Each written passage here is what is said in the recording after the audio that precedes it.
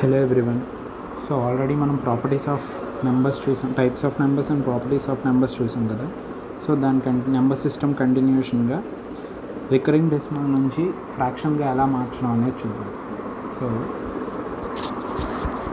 ఇది మనం already below 10th class ఎక్కడ ఒక నేర్చుకునే ఉంటాం, బట్ ఒకసారి మళ్ళీ రివిజన్ లాగా. ఫస్ట్ ఇది నేర్చుకునే కన్నా ముందు నాన్ రికరింగ్ అంటే నాన్ రిపీటింగ్ డెసిమల్స్ లాంటివి చూద్దాం. నాన్ రిపీటింగ్ కాదు, అసలు రికర్ అవ్వకుండా నాన్ రికరింగ్ డెసిమల్స్ చూద్దాం. అంటే 43.41ని డెసిమల్ నుంచి ఫ్రాక్షన్గా ఎలా కన్వర్ట్ చేయాలి. So as it is number రాస్తాం. 4341 డివైడెడ్ బై డెసిమల్ తర్వాత 2 డిజిట్స్ ఉన్నాయి కాబట్టి సో 2 zeros, దాని ముందు 1. సో 4341/100. ఇప్పుడు బట్ ఇది ఇలా ఉంటే డైరెక్ట్గా ఈజీ అంటే నాన్ రికరింగ్ డెసిమల్స్ సింపుల్గా టర్మినేటింగ్ నాన్ రికరింగ్ డెసిమల్స్ మార్చడం మనకి ఈజీ. బట్ రికరింగ్ అయ్యేవి, రిపీట్ అయ్యేవి ఇలా 5.9 అంటే 5.999, 5.9 బార్ అంటే 5.99 and so on. So okay number repeat అవుతూ ఉంటుంది ఏదో ఒక పార్ట్.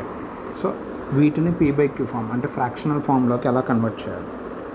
సో ఏం తీసుకుంటాం అంటే ఫస్ట్ ఇచ్చిన నెంబర్ని x అని తీసుకుంటాం. So x is equals to 5.9 bar. 9 bar అంటే 9999. నేను ఒక జస్ట్ 4 9s రాస్తాను అండ్ సో ఆన్. ఇక్కడ మనం రెండు వాల్యూస్ని ఐడెంటిఫై చేయాలి. వాటి పేర్లు ఏంటంటే period and periodicity. What is period and what is periodicity. Period అంటే ఏ పార్ట్ అయితే రిపీట్ అవుతుందో దాన్ని మనం పీరియడ్ అంటాం. So period is year 9.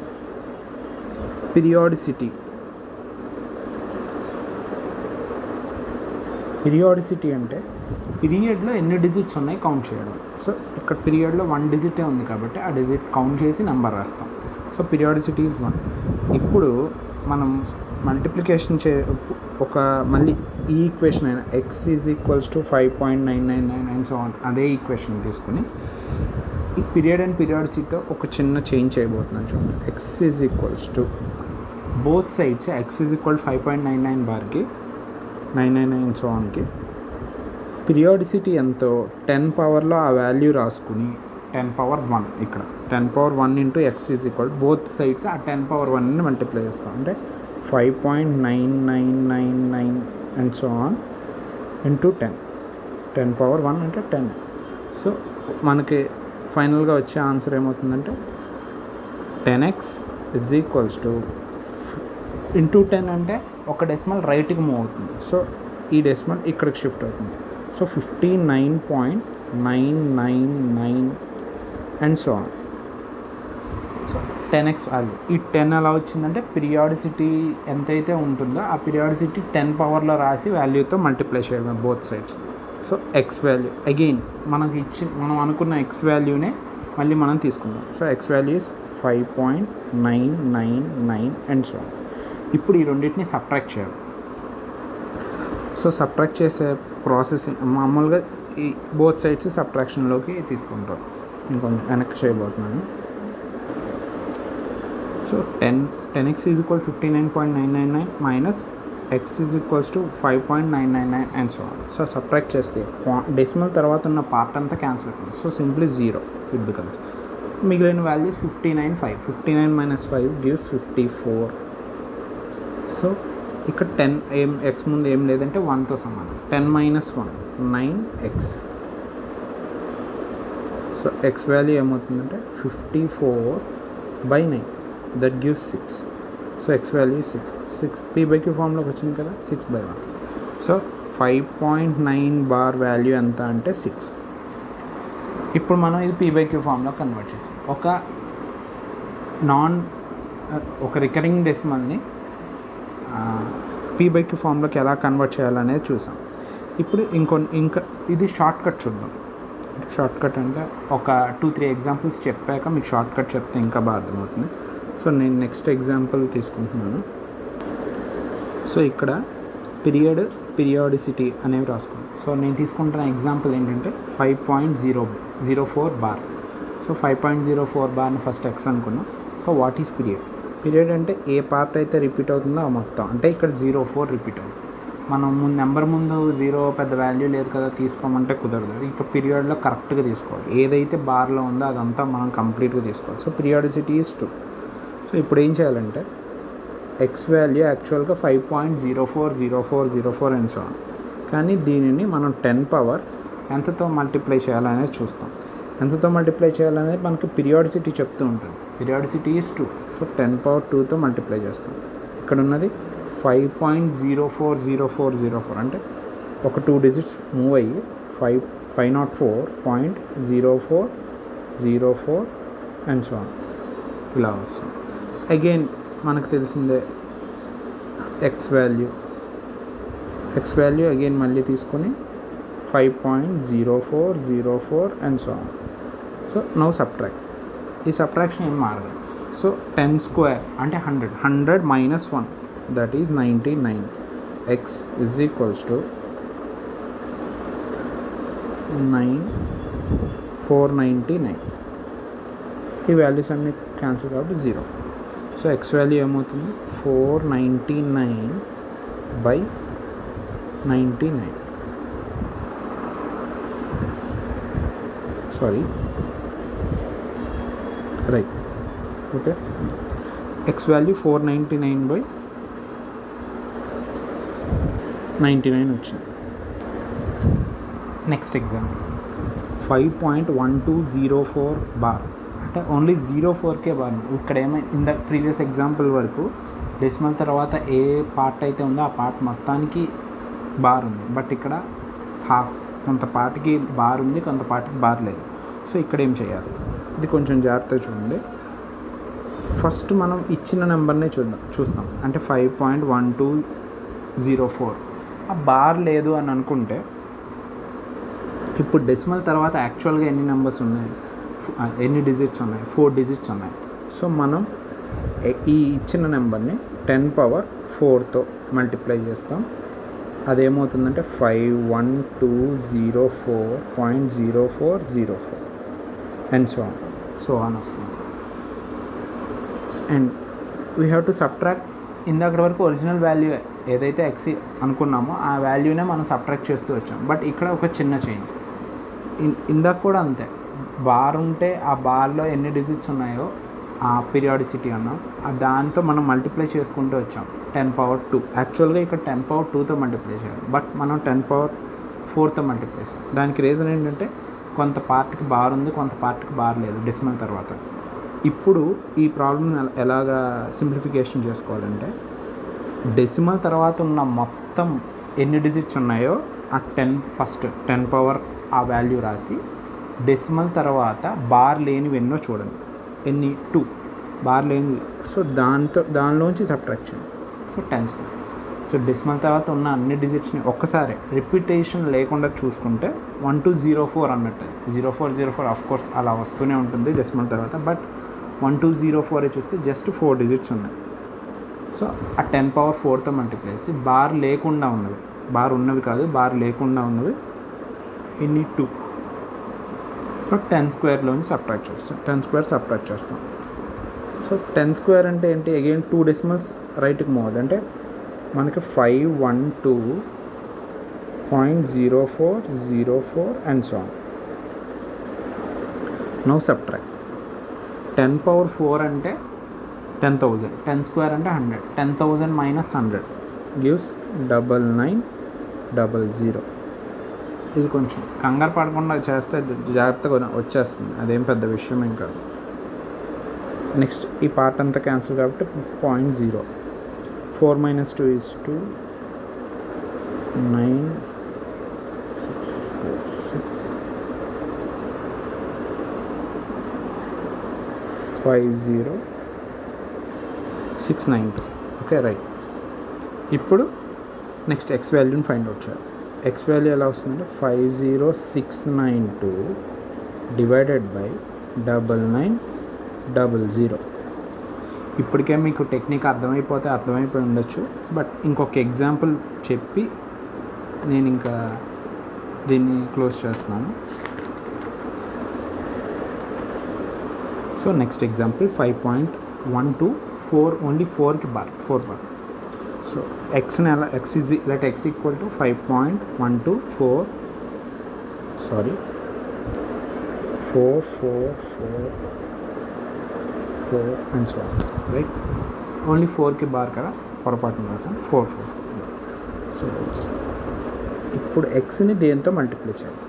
Decimal తర్వాత ఎన్ని డిజిట్స్ ఉన్నాయి అంటే ఇచ్చిన దాంట్లో ఆ బార్తో పెట్టి బార్ పెట్టి చూసుకోండి ఒకసారి. 5.124, 4కి బార్ ఉంది కదా, సో జస్ట్ 3 ఉన్నాయి. సో 10^3 5.124.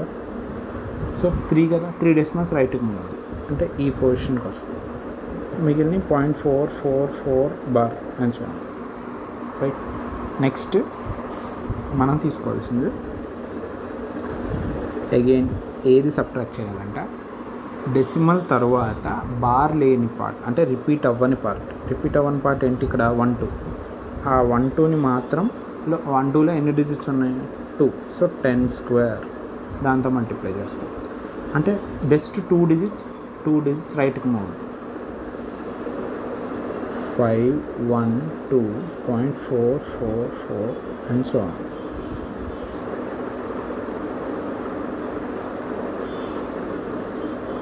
ఓకే, డెసిమల్ తర్వాత సబ్ట్రాక్ట్ చేయాలి కదా, డెసిమల్ తర్వాత ఉన్న పార్ట్ మొత్తం అంతా క్యాన్సిల్ అయిపోతుంది, 0. So 2 1 4 6. 10³ is 1000, 10² is 100, 1000 minus 100 is 900. x value ఎంత? 4612/900. యాక్చువల్గా ఈ పార్ట్ ఎక్స్ వాల్యూ ఏదైతే వచ్చిందో దాన్ని అలా వదిలేయకూడదు, క్యాన్సిలేషన్ అవ్వగలిగితే క్యాన్సిలేషన్ చేయాలి. బట్ నేను ఇలా వదిలేయడానికి ఒక రీజన్ ఉంది, ఒక టెక్నిక్ చెప్తాను ఇప్పుడు వినండి. ఒకసారి మనం 3 సమ్స్ క్వశ్చన్ ఆన్సర్ ఒకేసారి కంపేర్ చేసి చూద్దాం. ఓకే, మనం చూసిన 4 examples 5.9 bar, 5.04 bar, 5.1204 bar, 5.12 just 4 bar. ఇప్పుడు ఈ వాల్యూస్ ఫ్రాక్షన్స్లో చూస్తే 59/4, 54/9 సారీ 499/99, 50692/9900, 4612/900. ఇక్కడ మనం ఒక ప్యాటర్న్ ఏదైనా అబ్జర్వ్ చేయగలమేమో చూద్దాం. ఈ రెండు ఒకే మోడల్ ఏంటంటే డెసిమల్ తర్వాత కంప్లీట్ బార్ ఉంది, కానీ మిగతా రెండు చూడండి కంప్లీట్గా బార్ లేదు. కొంత పార్ట్ వరకు బార్ లేదు, కొంత పార్ట్ వరకు బార్ ఉంది. సో ఎలా టెక్నిక్ ఏంటంటే న్యూమరేటర్ కోసం ఇచ్చిన వాల్యూ పాయింట్ తీసేసి బార్ తీసేసి అక్కడ మీకు ఏ వాల్యూ అయితే కనపడుతుందో ఆ వాల్యూని రాసుకోండి. అందులోంచి బార్ లేని పార్ట్ని సబ్ట్రాక్ట్ చేయండి. అంటే ఇక్కడ 59 - 5. నెక్స్ట్ డినామినేటర్ కోసం బార్ ఉన్నదానికి ఓకే బార్ ఎన్ని డిజిట్స్కి ఉందో అన్ని 9s రాయండి. డెసిమల్ తర్వాత బార్ దేనికి లేదు, ఏం లేదు కదా, సో ఏం 0s రాయక్కర్లేదు. యాక్చువల్గా ఇక్కడ అర్థం కాదు, నెక్స్ట్ ఎగ్జాంపుల్స్కి వెళ్ళే కొద్దీ మీకు అర్థమైంది. సో సింపుల్గా దీనికి ఇలా గుర్తుపెట్టుకోండి. న్యూమరేటర్ కోసం ఇచ్చిన నెంబర్ యాజ్ ఇట్ ఈజ్ రాసుకుని without decimal and bar minus ఈ దేనికైతే ఏ పార్ట్కి బార్ లేదో దాన్ని సబ్ట్రాక్ట్ చేయండి.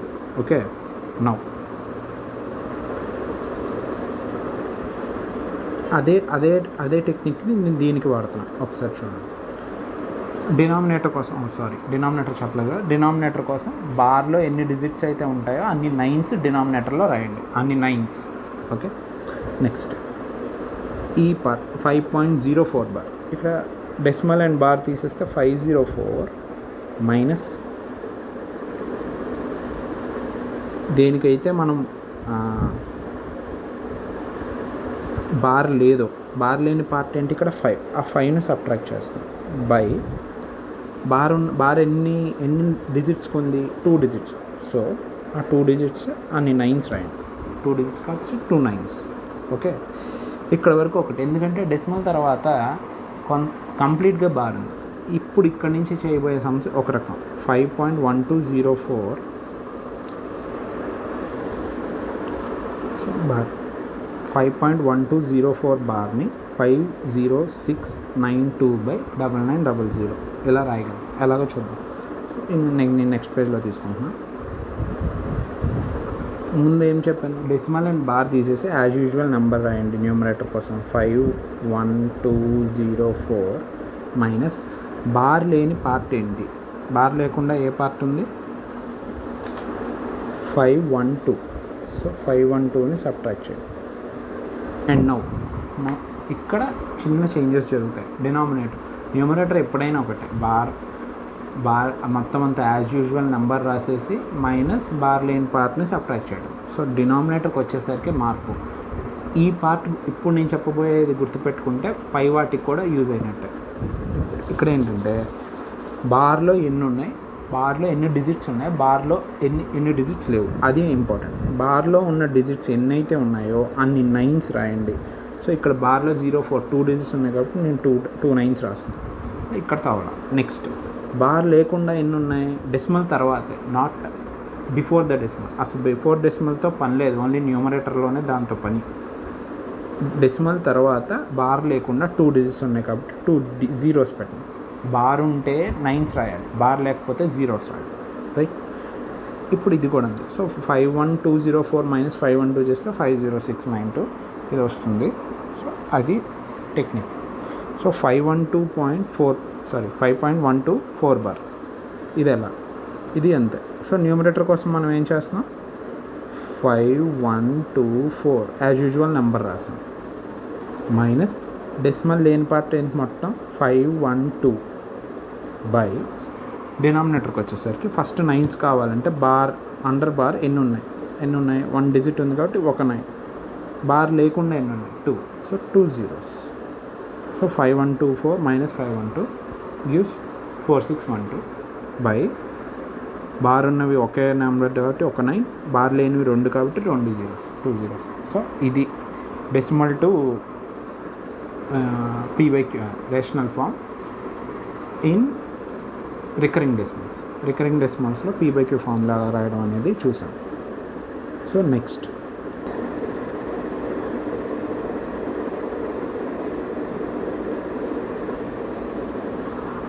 టాపిక్ సర్డ్ అంటే దీనికే రాడికల్ అని కూడా నేమ్.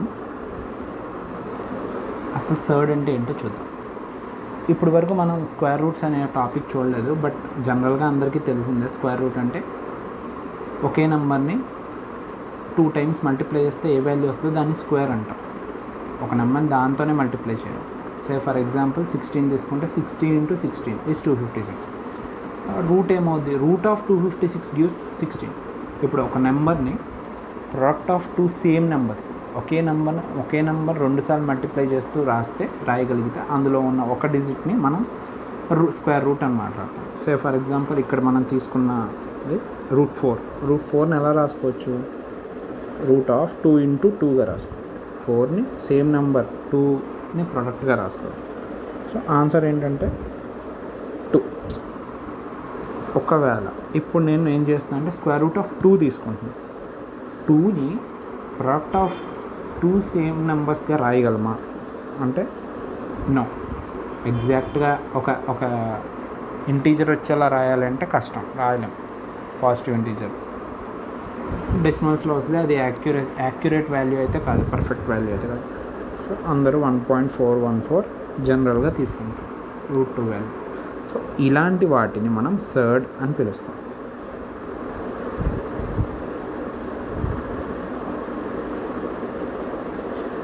అయితే ఇది ఎందుకు కాదు, దాన్ని సింప్లిఫై చేస్తే మనకు ఒక ఇంటీజర్ లాంటిది వస్తుంది.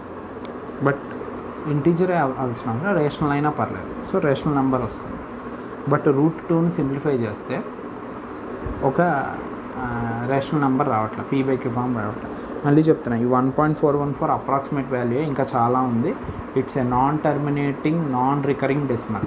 రికర్ అవ్వదు, ఎండ్ అవ్వదు, అలా వెళ్తూనే ఉంటుంది. సో అది ఇర్రేషనల్ నెంబర్. కానీ మనకి ఇర్రేషనల్ నెంబర్ రాకూడదు, ఒక రేషనల్ నెంబర్ రావాలి. సో ఇర్రేషనల్ నెంబర్కి ఇంకొక పేరు సర్డ్. ఏదైతే ఇర్రేషనల్ నెంబర్స్ అని మనం అనుకుంటున్నామో అవన్నీ సర్డ్స్ అవుతాయి. మరి ప్రతిదాన్ని ఇలా రూట్లో రాయొచ్చా? No, not possible.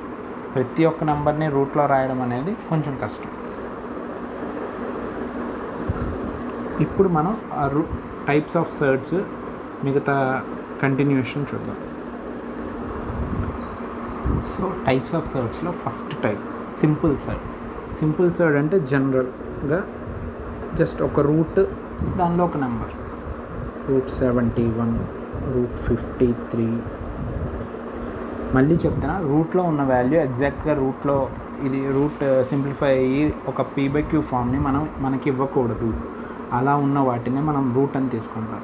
నేను రూట్ 49 తీసుకుంటా, అది సర్డ్ అంటే అవ్వదు, ఎందుకంటే రూట్ 49 సింప్లిఫై చేస్తే 7 వస్తుంది. సో 7 మళ్ళీ p/q ఫామ్లో రాయగలం, 7/1. అది రేషనల్ అయిపోతుంది. But surd is always an irrational number. Root 2, root 71, root 53 ఇవి ఏంటంటే మోనోమియల్ సర్డ్ అని కూడా పిలుస్తాం. ఎందుకు? సింగిల్ టర్మ్స్ ఉన్నాయిగా. రూట్ 2 ఒక term, root 71 single term. Mono అంటే సింగిల్, సో సింగిల్ టర్మ్ ఉన్న వాటిని మోనోమియల్ అంటాం. ఈ సర్డ్స్ కాబట్టి మోనోమియల్ సర్డ్స్ అంటాం. రూట్ 2, రూట్ 71, రూట్ 53 విడివిడిగా ఉన్న సింపుల్ టర్మ్స్.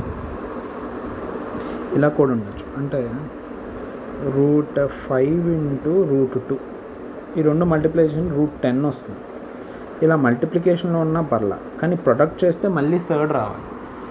నేను ఈసారి రూట్ 2 తీసుకుంటా, ఇంకోటి కూడా రూట్ 2 అవుద్దిగా, మళ్ళీ అది p/q form rational number. But మనకి ఇర్రేషనలే కావాలి. సో ఇలాంటివి అవుతాయి, కానీ కొన్ని అవుతాయి, కొన్ని అవ్వవు. So every product of every monomial surd, product of any two irrational surds need not be a surd. ఒక రెండు ఇది ప్రాపర్టీస్లో చూద్దాం. సో ఒకసారి ఎక్స్ప్లెయిన్ చేస్తాం. రెండు సర్డ్స్ని తీసుకుని ప్రొడక్ట్ చేస్తే మళ్ళీ సర్డే వస్తుందని నమ్మకం లేదు, మనకి కన్ఫామ్గా తెలియదు. అందుకని చెప్పేసి ఇది చూసుకోవాలి జాగ్రత్తగా. Next mixed surd. Mixed surd ఏంటంటే జనరల్గా మనం మిక్స్డ్ ఫ్రాక్షన్ వింటాం. మిక్స్డ్ ఫ్రాక్షన్ అంటే అర్థం ఏంటి? ఒక హోల్ నెంబర్ ఉంటుంది, ఒక ఫ్రాక్షన్ ఉంటుంది, రెండింటిని కంబైన్. ఇక్కడ అంతే, ఒక హోల్ నెంబర్, ఒక రేషనల్ నెంబర్ ఉంది, ఒక ఇర్రేషనల్ నెంబర్ ఉంది. ఈ రెండు కంబైన్ చేస్తే వచ్చేది mixed surd. So 5 plus root 3, root 7 plus root 6, root 2, just 2. ఒక రేషనల్ ఖచ్చితంగా ఉండాలి, ఒక ఇర్రేషనల్ ఉండాలి. ఇలా ఉన్న వాటినే మనం అంటాం. ఆర్డర్ ఏదైనా పర్లా, ముందు రేషనల్ వస్తుందా, ముందు ఇర్రేషనల్ వస్తుందా, డోంట్ మైండ్, ఏదైనా పర్లేదు, ఏదైనా తీసుకోవచ్చు. సో మిక్స్డ్ సర్డ్కి ఎగ్జాంపుల్ ఇది. Compound surd. కాంపౌండ్ సర్డ్ అంటే అర్థం ఏంటంటే ఎన్ని నెంబర్ ఆఫ్ టర్మ్స్ అయినా ఉండొచ్చు, అవి ఏవైనా అవ్వచ్చు, ఆ సర్డ్సే అవ్వాలి. Combination of surds, any number of surds. అంటే root 5 plus root 7, root 2 plus root 5, root 6 plus root 3 plus 4 root 5. ఇక్కడ చూడండి, ఇక్కడ జస్ట్ 2 ఉన్నాయి, ఇక్కడ 2 ఉన్నాయి, బట్ ఒక రేషనల్ నెంబర్ ముందు ప్రొడక్ట్లో ఉంది, సో పర్లా. ఇది జస్ట్ 3 ఉన్నాయి, ఈ 3లో కూడా ఒకటి మళ్ళీ ఒక సర్డ్ ఇంటూ ఒక రేషనల్ నెంబర్ వచ్చింది. ఇలా ఎలా ఉన్న కాంపౌండ్ సర్డే, కానీ కండిషన్ ఏంటంటే ప్రతి ఒక్క టర్మ్లో సర్డ్ ఉండాల్సిందే. So first term, second term, first term, second term, third term, ఇలా ఏ టర్మ్ తీసుకున్నా మనకి సర్డ్ అనేది కనపడుతుంది. అలా సర్డ్ ఉన్నవే compound surds. Next one binomials. ఇది టైప్స్ ఆఫ్ సర్డ్స్లో లాస్ట్ది. కాంపౌండ్ సర్డ్ని కొంచెం అడ్జస్ట్ చేస్తే మనకు బైనామియల్ వస్తుంది. ఏంటంటే మన ఇందాక మోనోమియల్ సర్డ్ విన్నాం. మోనోమియల్ సర్డ్లో ఎన్ని టర్మ్స్ అన్నాం? Single term. బట్ ఇక్కడ బైనామియల్లో 2 టర్మ్స్ ఉండాలి. బై అంటే 2 కదా. So root 5 plus root 7. ఇందాక కాంపౌండ్ సర్డ్లో కూడా ఎగ్జాంపుల్ రాసాను చూడండి. Root 7, this is binomial surd. 2 root 5 minus root 3, this is also binomial. 2 ఉన్నాయి, 3 ఉంటే మళ్ళీ trinomial surd, multinomial surd. Multinomial surd అంటే 4 కన్నా ఎక్కువ ఏదన్నా multinomial effect. So present types of surds ఇక్కడ వరకు చూద్దాం. నెక్స్ట్ ప్రాపర్టీస్ ఆఫ్ సెర్చ్ ఉంటాయి. ప్రాపర్టీస్ ఆఫ్ సెర్చ్లో మనం మెల్లగా ముందుకు వెళ్తూ ఉంటాం. Thank you. ప్లీజ్ వీడియోస్ నచ్చితే లైక్ చేయండి, షేర్ చేయండి, కామెంట్ చేయండి, మీ డౌట్స్ ఏమైనా ఉంటే. Thank you very much.